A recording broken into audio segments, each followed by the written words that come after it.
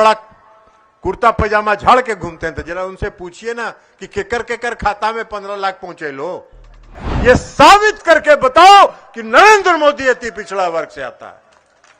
अरे नरेंद्र मोदी पिछड़े वर्ग में भी नहीं थे। नरेंद्र मोदी जी जिस समाज में पैदा हुए उस समाज को पिछड़ा वर्ग में गुजरात में शामिल किया गया है। तो हनी के याद हो ना 2014 में एलखुन हलगो नेता आजकल देश के प्रधानमंत्री बनल हकुन की कहलखुन भाषण दे हलकुन कहलखुन कि अति पिछड़ा हम हैं, हम अति पिछड़ा है, हम अति पिछड़े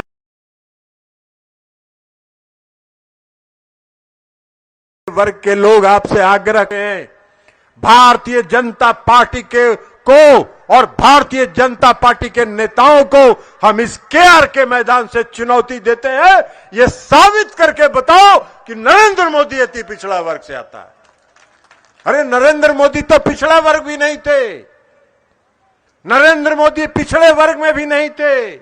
नरेंद्र मोदी जी जिस समाज में पैदा हुए उस समाज को पिछड़ा वर्ग में गुजरात में शामिल किया गया है।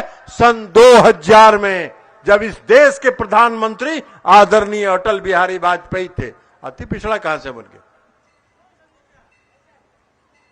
कह रहे थे हम चाय बेचते हैं, आज तक हम लोग को पता नहीं चला कि कौन स्टेशन पर चाय बेचते थे। ऐसा जाली आदमी तो हम देख भी नहीं किए। बड़का झूठा पार्टी है, जाली पार्टी है। अब बताइए 2014 के चुनाव में क्या कहा उन्होंने? 2 करोड़ लोगों को हर साल रोजगार देंगे, हर गरीब के खाता में 15 लाख रुपया देंगे, सब काला धन ले आएंगे। जरा भारतीय जनता पार्टी के नेता लोग भी घूमते हैं लखीसराय में और बड़ा बड़ा कुर्ता पैजामा झाड़ के घूमते हैं, तो जरा उनसे पूछिए ना कि केकर खाता में 15 लाख पहुंचे लो। उनसे पूछना चाहिए। यह जनता है, लोकतंत्र है, और इस लोकतंत्र में आपको यह अधिकार है कि जो आपसे गलत वादा करे उसका हिसाब लीजिए और उसको सड़क पर उसको साफ करिए। यह आपको पूछना चाहिए, उनको पूछना चाहिए ना केकरा खाता में भेजल हो, केकर खाता में 15 लाख। और लखीसराय जिला के कौन कौन आदमी को रोजगार मिले? 2 करोड़ लोग के प्रतिवर्ष रोजगार दे रहा हो, तो 18 करोड़ तो मिले की चाहती है। तो 18 करोड़ में 18 लाख का तो हिसाब दे दे।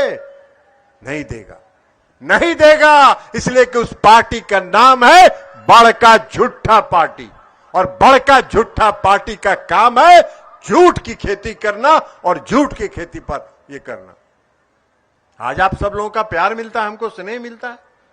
क्यों मिलता है? प्यार और स्नेह आप हमको क्यों देते हैं? आपका आशीर्वाद, आपका स्नेह हमको क्यों प्राप्त होता है? इसलिए कि हम आपके दुख तकलीफ के साथ जुड़ते हैं, आपके गांव के एक एक सड़क को देखते हैं और उसका निर्माण कराने की दिशा में प्रयास करते हैं। इसलिए आपका स्नेह मिलता है। और ये नहीं कर रहा लो है जो झूठा पार्टी झूठ बोल बोल के आके ठगा हो, वो कर जरा हिसाब लिए। अब आप बताइए, अति पिछड़े वर्ग के लोगों को सशक्त करने के लिए नीतीश कुमार जी ने कहा हम सब देश के कि भाई जाति आधारित गणना कराइए, जनगणना कराइए। तो कोई सब काम के लिए टाइम नहीं है। प्रधानमंत्री ने कहा गृह मंत्री से मिले, गृह मंत्री से मिले हम लोग। गृह मंत्री जी ने कहा कि ये काम हम नहीं कर सकते, हम जातीय जनगणना नहीं कराएंगे। बिहार के मुख्यमंत्री माननीय नीतीश कुमार जी के नेतृत्व में सभी दलों का प्रतिनिधि मंडल प्रधानमंत्री से मिला। प्रधानमंत्री ने कहा हम जातीय गणना नहीं कराएंगे। तो जनगणना जब नहीं कराएंगे तो बिहार सरकार ने फैसला किया कि हम बिहार में जातीय आधारित गणना कराएंगे। जनगणना कराने का अधिकार तो राज्य सरकार को नहीं है, जनगणना कराने का राज्य सरकार को अधिकार नहीं है, लेकिन गणना कराने का अधिकार राज्य सरकार को है। और इसलिए मुख्यमंत्री नीतीश कुमार जी ने जाति आधारित गणना कराने का काम किया। और जब जाति आधारित गणना शुरू हुआ तो उनको चिलपौं लगा, खुजली होने लगा देह में। और देह में जब खुजली होने लगा, उन लोगों को लगा कि भाई नीतीश कुमार जी तो पूरा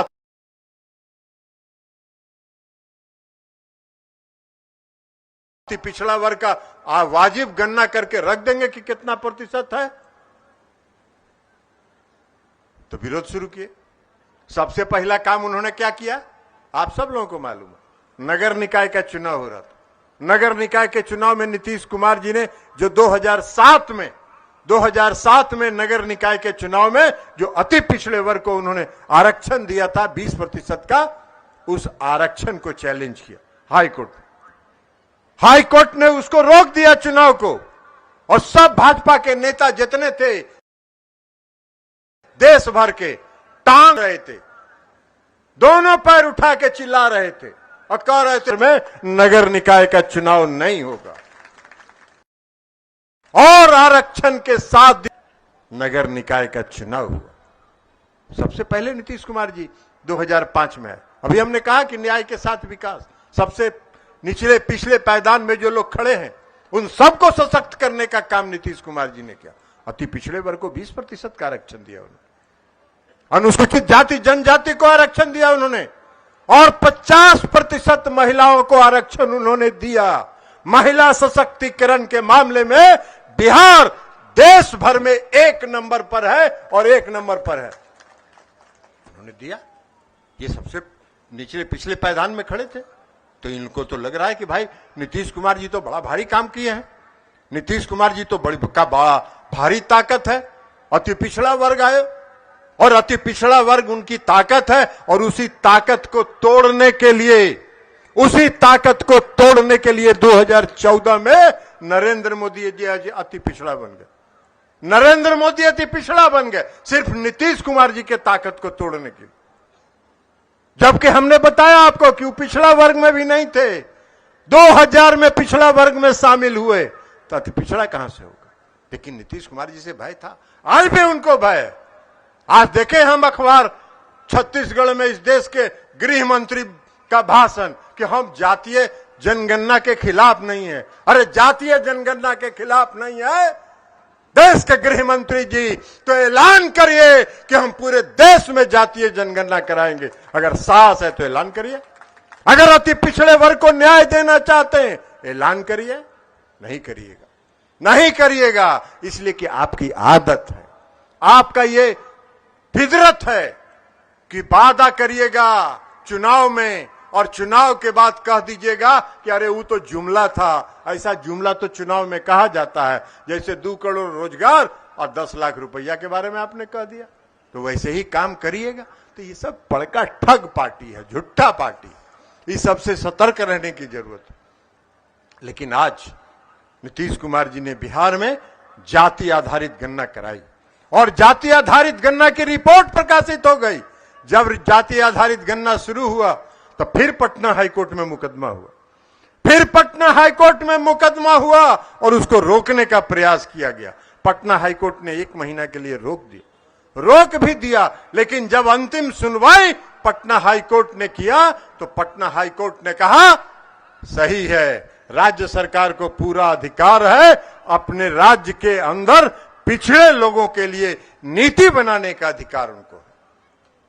और बनी, काम शुरू हुआ, चले गए सुप्रीम कोर्ट चले गए तो सुप्रीम कोर्ट ने माननीय जज ने कहा कि इसमें क्या बुराई है भाई, इसमें क्या बुराई है। राज्य सरकार अगर करा रही है, बिहार की सरकार अगर करा रही है तो क्या दिक्कत है। आप कोई सरकार नीति बनाएगी जो पिछड़े लोग हैं उनको आगे करेगी,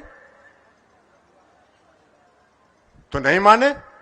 2 डेट टाइम लिए और तीसरा डेट में भारत सरकार के वकील वहां खड़ा हो गए और भारत सरकार के वकील ने खड़ा होकर कहा है कि नहीं है, ये सब हम सुनते रहेंगे।